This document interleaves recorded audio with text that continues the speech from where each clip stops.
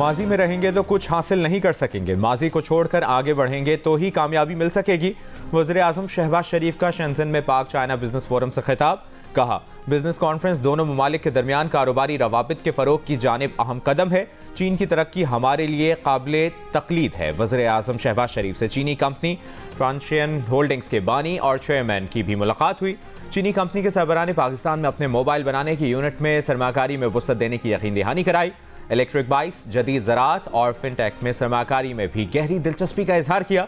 वज़ीर आज़म शहबाज शरीफ ने वफाकी वज़रा और चीन में पाकिस्तान के सफ़ीर को ट्रांशियन होल्डिंग्स कंपनी के साथ मिलकर जल्द लाहेअमल तैयार करने की हिदायत की।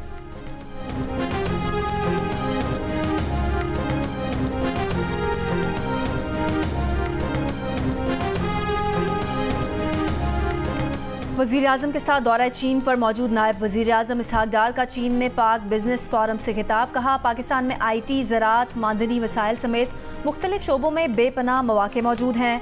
SIFC के तहत कारोबारी शोबे और सरमाकारों की हौसला अफजाई के लिए इकदाम कर रहे हैं। इसहाक डार ने कहा कि पाकिस्तान में 84 इदारों की निजकारी पर गौर जारी है। वज़ीर ख़जाना मोहम्मद औरंगज़ेब ने अपने खिताब में कहा कि पाकिस्तान के तमाम माशी इशारे दुरुस्त समत पर गामजन है। पिछले कुछ अरसे में महंगाई की शरह में नुमाया कमी हुई। अशियाए खुरोनोश की कीमतें तेज़ी से कम हो रही हैं। करेंसी में इस्तेहकाम है। स्टॉक मार्केट में ज़बरदस्त तेज़ी देखी जा रही है। वज़ीर ख़जाना ने मज़ीद कहा कि हुकूमत की सारी तवज्जो माशी और इक़्तिसादी इस्लाहात के एजेंडे पर मरकूज़ है। मज़ीद इक़दामात जारी हैं।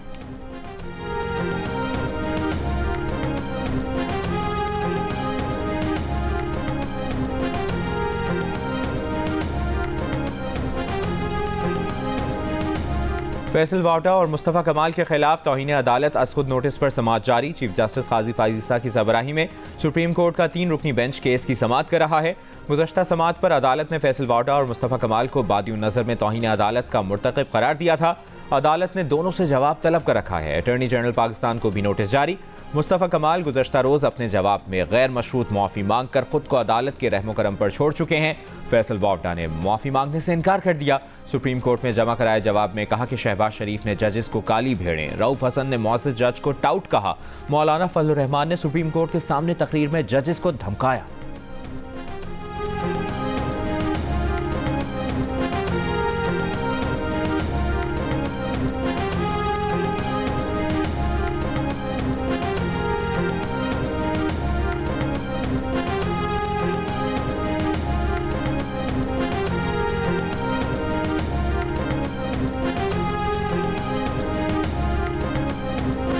बानी PTI के एक्स अकाउंट से मुतनाज़िर ट्वीट की inquiry. PTI chairman barrister Gohar और सेक्रेटरी इत्तलात रऊफ़ हसन FIA पहुँच गए। दोनों रहनुमा FIA तहकीकाती टीम के सामने पेश होंगे। FIA ने तहरीक इंसाफ के रहनुमाओं को आज तलब कर रखा था।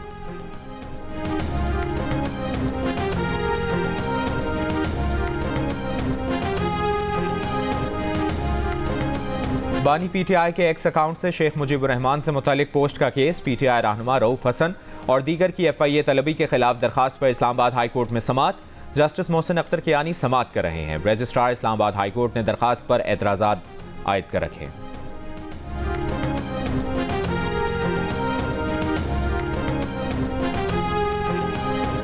चार थे कुछ ब्लॉग करके ही शायद आमदनी आ रही। घर का अकेला खुद कफील था, खर्च से ज़्यादा थे। परसों ही मेरी मुलाकात हुई, बात कर रहा था मुझसे कि यार काफ़ी खर्चे हैं घर के मेरे।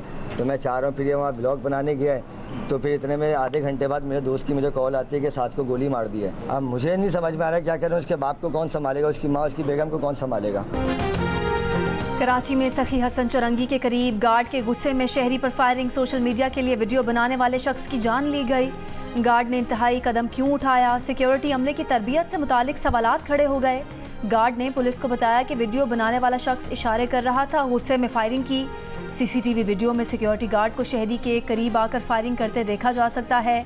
पुलिस ने कत्ल का मुकदमा साद के वालिद की मुद्दईयत में दर्ज कर लिया। गिरफ्तार सिक्योरिटी गार्ड, सिक्योरिटी कंपनी और मोबाइल मार्केट के जिम्मेदार मुकदमे में नामजद।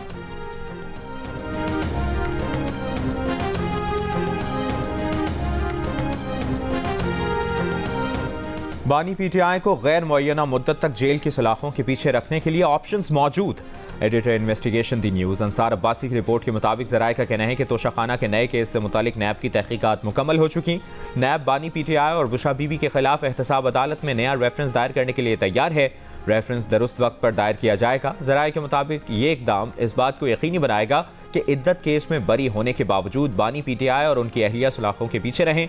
1971 के वाक़े से मुतालिक बानी PTI की मुतनाज़र ट्वीट पर FIA की जानिब से इमरान खान और दीगर के खिलाफ एक और मुकदमा किया जा सकता है।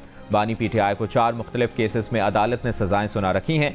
3 मुकदमात में बानी PTI और उनके साथी मुल्ज़िमान को या तो बरी कर दिया गया है या उनकी सजाएं मुअत्तल कर दी गई हैं।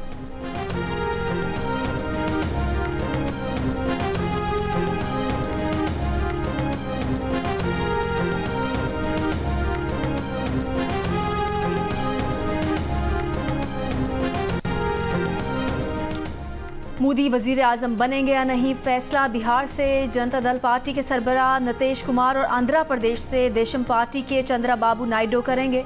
जनता दल पार्टी ने इंतखाबात में 12 जबकि तेलुगु देशम पार्टी ने 16 सीटें जीती हैं। मोदी की जमात के पास इस वक्त 243 का नंबर है, जबकि अक्सरियत के लिए उनकी जमात को 272 नशिस्तें दरकार हैं। जनता दल पार्टी के रहनुमा नीतीश कुमार इंतखाबात से चंद माह पहले बीजेपी की ज़ेर क़यादत इत्तेहाद में शामिल हुए। नीतीश कुमार 2010 से अब तक 4 बार सियासी वफादारियां बदल चुके हैं। तेलुगु देशम पार्टी के चंद्रबाबू नायडू की जमात ने आंध्र प्रदेश से 25 में से 16 सीटें अपने नाम की।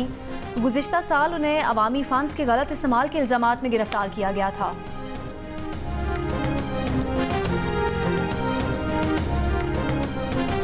भारतीय इंतखाबात में मुल्क का पूरा मीडिया भारतीय जनता पार्टी के तर्जुमानों की तरह बोल रहा था। स्वराज इंडिया के शरीक बानी योगेंद्र यादव मीडिया पर बरस पड़े। कहा, इंतखाबात में पूरा मीडिया 400 पार की बाज़गश्त कर रहा था। इसके बावजूद बीजेपी का 240 नशिस्तों पर जीतना असल शिकस्त है। उन्होंने कहा कि ये आम इंतखाबात नहीं थे। इक़्तिदार पर कब्जा करने के लिए मोदी की जमात भारतीय जनता पार्टी ने इस बार इंतखाबात में 100 गुना से ज़्यादा पैसे खर्च किए। योगेंद्र यादव ने इंतखाबात में इलेक्शन कमीशन के किरदार को शर्मनाक करार दिया।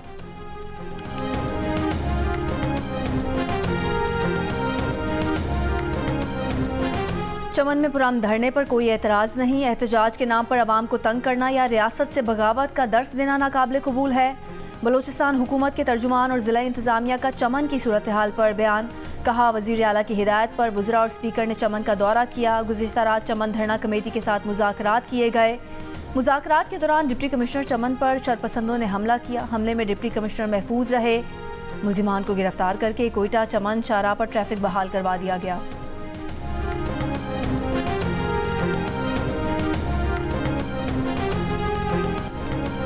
ICC T20 में पाकिस्तान कल अपनी मुहिम का आगाज अमेरिका के खिलाफ मैच से करेगा। कौमी टीम के allrounder Imad Wasim strain injury के बायस पहले मैच से आउट। अमेरिका के खिलाफ मैच से कबल पाकिस्तान क्रिकेट टीम का 2 हिस्सों में ट्रेनिंग सेशन। पहले खिलाड़ियों ने इंडोर नेट्स पर बैटिंग प्रैक्टिस की। दोपहर में कौमी खिलाड़ियों ने बॉलिंग की ट्रेनिंग की। पाकिस्तान और अमेरिका के दरमियान मैच कल रात 8:30 बजे शुरू होगा।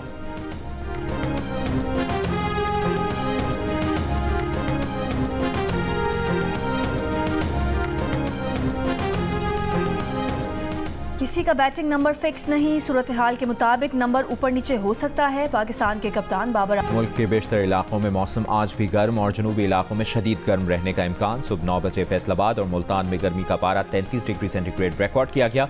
सखर 32, लाहौर और नवाबशाह में 31, कराची और इस्लामाबाद में 30 degree centigrade record. Azad Kashmir की वादी नीलम में दूसरे दिन भी कहीं हल्की कहीं तेज बारिश। मेंगोरा में भी हल्की बारिश। मौसम खुशगवार।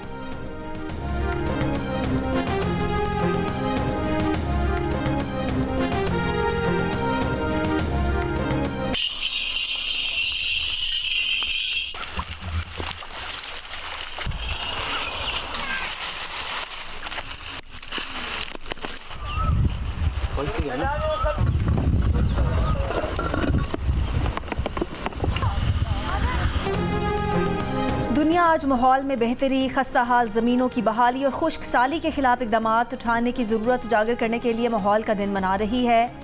कराची का इलाका मलीर शहर का वाहिद सरसब्ज़ इलाका है, मगर ये भी मौसमियाती तब्दीली समेत इर्द गिर्द बढ़ती इंसानी सरगर्मियों से मुतासिर हो रहा है। मलीर के कई बागात उजड़ चुके हैं, जो बाकी हैं वो बका की जंग लड़ रहे हैं। पिछले 20 साल में मुल्तान के दर्जा हरारत में 4 डिग्री सेंटीग्रेड इजाफा देखा गया। बागात की कटाई, ज़राई ज़मीन का कमर्शल इस्तेमाल बड़ी वजूहात। माहौलियाती तब्दीलियों से बलूचिस्तान भी मुतासर। कोयटा में पिछले 2 बरस के दौरान बारिशों के बावजूद पानी की कमी के खतरात। शहर में गाड़ियों के धुएं और पॉलिथीन बैग के कचरे ने माजी के लिटिल पेरिस का हुलिया ही बिगाड़ दिया। खैबर पख्तूनख्वा हुकूमत ने बिलियन ट्री सुनामी मंसूबे के बाद बिलियन ट्री प्लस मंसूबा शुरू करने का ऐलान किया। मंसूबे के तहत जंगलात में इजाफा, खुश्क और बंजर जमीनों को जरखेज बनाया जाएगा। फैसलाबाद में सनती इदारे धुआं छोड़ती गाड़ियों के बायस शहरियों को सांस लेने में मुश्किलात का सामना। माहौलियाती आलूदगी के बायस फैसलाबाद का शुमार दुनिया के आलूदा तरीन शहरों में होता है।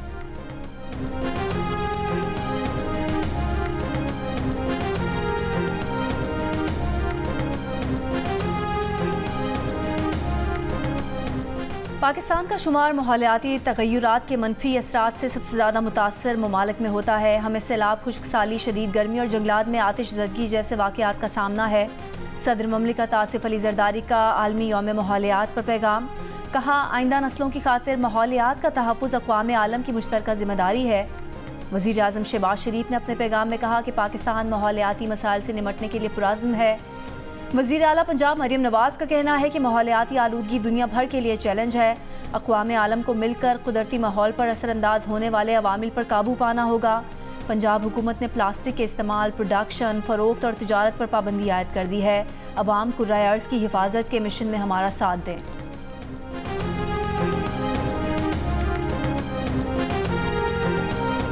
पीपल्स पार्टी की रहनुमा शेरी रहमान का कहना है कि माहौलियात के आलमी दिन की इस साल की थीम ज़मीन की पैदावारी सलाहियत में कमी, बंजरपन और खुश्क साली है। हम माहौलियाती तब्दीली के इन मसाइल से मुतासरा ममालिक की फहरिस्त में आगे हैं। पाकिस्तान में हालिया बरस में माहौलियाती तब्दीली के असरात ख़तरनाक हद तक बढ़ गए हैं।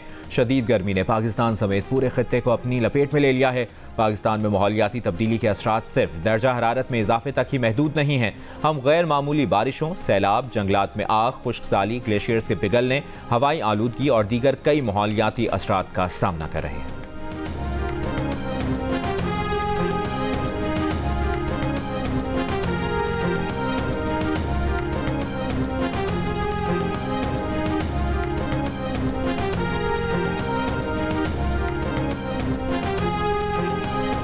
लाहौर समेत पंजाब भर में आज से प्लास्टिक के शॉपिंग बैग्स में मुकम्मल पाबंदी होगी। सरकारी महकमों के दफातर में प्लास्टिक की बोतलों और दीगर अशिया पर पाबंदी होगी। हुकाम का कहना है कि शहरी कपड़े के थैले और टोकरियों का इस्तेमाल करें। पंजाब की सीनियर वजीर मरियम औरंगजेब का कहना है कि आज पंजाब भर में पहली स्टेज पर प्लास्टिक बैग पर पाबंदी लगा दी गई है। प्लास्टिक बैग प्रोडक्शन आज पंजाब में बंद हो गई है। आलमी यौम माहौलियात पर इंटरनेशनल कॉन्फ्रेंस से खिताब में मरियम औरंगजेब ने कहा कि प्लास्टिक बैग को बैन करना हुकूमत की पॉलिसी है। आपने अपने माइंडसेट को तब्दील करना है। प्लास्टिक और टायर जलाने वाले प्लांट्स के खिलाफ क्रैकडाउन जारी है।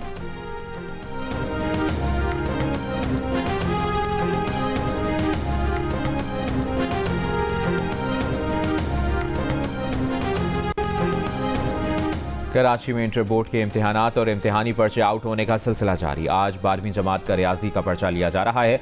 पर्चा सुबह 9 बजे शुरू होना था, लेकिन मुकर्ररा वक्त से 30 मिनट पहले 8:30 बजे ही आउट होकर सोशल मीडिया पर वायरल हो गया।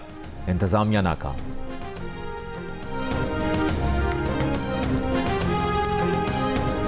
लाहौर में सरकारी कीमतों के बरक्स फलों के महंगे दामों फरोख्त। सेब की सरकारी कीमत 315 रुपये किलो, मार्केट में 420 रुपये में बेचा जा रहा है। दर्जा अव्वल के केले का सरकारी रेट 160 रुपये दर्जन, मार्केट ग्राहकों से 200 रुपये ले रही है। खुबानी का सरकारी रेट 135, मार्केट रेट 220 रुपये। आड़ू 180 की बजाय 250, आम 150 की बजाय 220, खरबूजा 80 की बजाय 120, पपीता 200 की बजाय 380 रुपये किलो में फ़रोख्त। फालसा 240 की बजाय 320, लोकाट 130 की बजाय 200 रुपये, तरबूज 35 की बजाय 60 और खजूर 470 की बजाय 550 रुपये फी किलो में फ़रोख्त किया जा रहा है। ईद उल अज़हा पर कैदियों की सज़ा में कमी और रिहाई के लिए समरी तैयार। महकमा दाखिला के मुताबिक 2/3 सज़ा मुकम्मल करने वाले 70 साल से ज़ायद उम्र के मर्द और 60 साल से ज़ायद उम्र की ख़वातीन कैदी मुस्तफ़ीद होंगे। 5 साल से छोटे बच्चों के साथ कैद काटने वाली ऐसी ख़वातीन भी मुस्तफ़ीद होंगी जो 2/3 सज़ा मुकम्मल कर चुकी हैं। सज़ा में कमी और रिहाई के लिए अच्छे कंडक्ट का मुज़ाहरा भी लाज़िम है।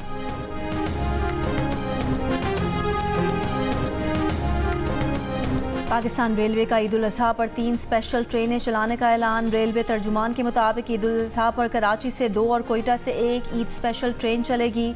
14 जून को पहली ईद स्पेशल ट्रेन कराची से पेशावर रवाना होगी। दूसरी ईद स्पेशल ट्रेन 14 जून को कोयटा से रावलपिंडी के लिए निकलेगी। तीसरी ट्रेन 15 जून को कराची से लाहौर रवाना की जाएगी।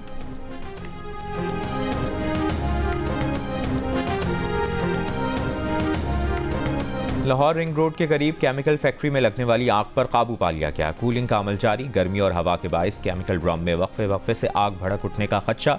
कोई जानी नुकसान नहीं हुआ। 14 फायर टेंडर्स आग बुझाने में मसरूफ।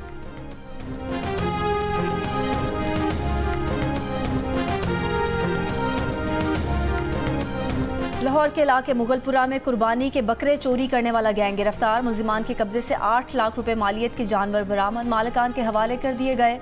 गिरफ्तार मुलजिमान में सरगना बिलाल शाह और सलमान शामिल। 2 साथियों की तलाश जारी।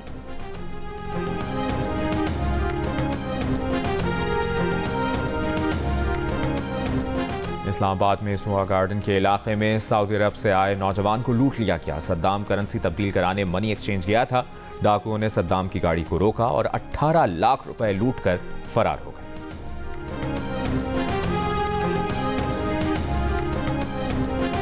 और इसराइली फौज की वस्ती गाजा में बमबारी। 11 फलस्तीनी शहीद, मुतादिद जख्मी। इसराइली फोर्सेज ने 24 घंटे के दौरान 7 खानदानों को बमबारी का निशाना बनाया। फलस्तीनी वजारत सेहत के मुताबिक इसराइली हमलों में मजीद 71 फलस्तीनी शहीद और 182 जख्मी हो गए। 7 अक्टूबर से जारी इसराइली हमलों में 36,550 फलस्तीनी शहीद हो चुके, 83,000 के करीब जख्मी। अमरीकी सदर जो बाइडन का कहना है कि इसराइली वज़ीर आज़म सियासी साख बचाने के लिए गाजा में जंग को तूल दे रहे हैं। जंग बंदी मुआहदे न होने का जिम्मेदार हमास को करार दे दिया। हमास का कहना है कि मुस्तकिल जंग बंदी और इसराइली फौज के इनखला के बगैर कोई मुआहदा कबूल नहीं।